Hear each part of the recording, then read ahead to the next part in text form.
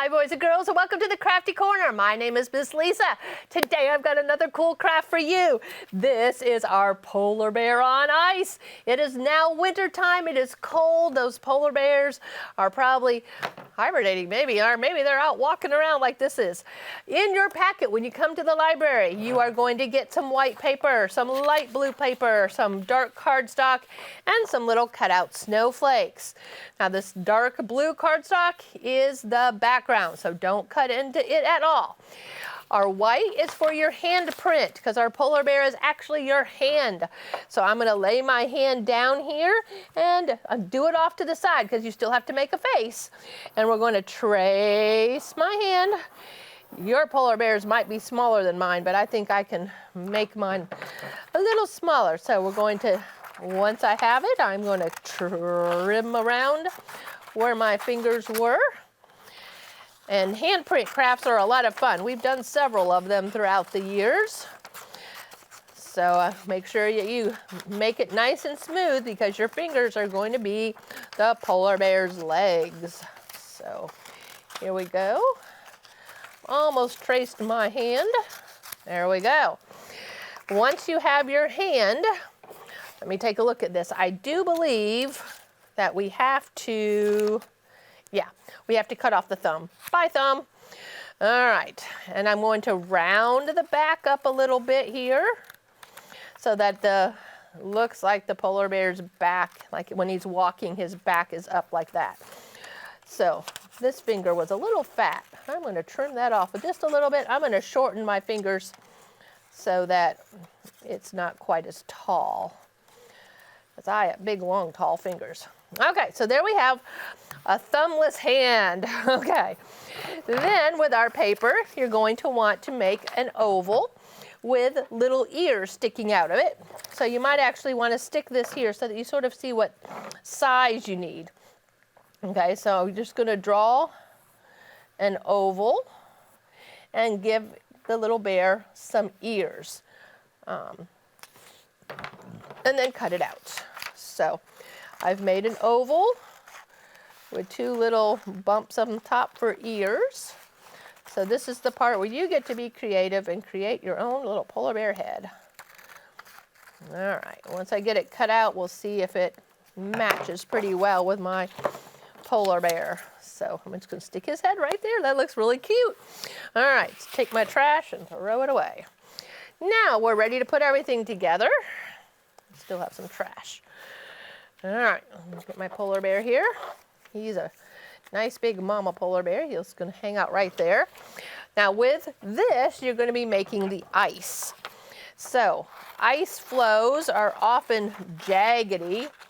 So you're going to just want to take your scissors and just create a free form shape any way that you want it. There we go. You want a big one for your polar bear to stand on. So let me slide him under there and see how it works. That looks pretty good. And then you want a couple other little icebergs, ice flows off into the distance. This one's actually probably too big. So I'll just stick that there. Oh, looks like I have just enough paper to make another that's a little smaller. So we can stick that up over there. All right, now it's about time to put all of the project together. So let's start by removing that. You're going to use our glue stick today. We're just gluing paper to paper. Ooh,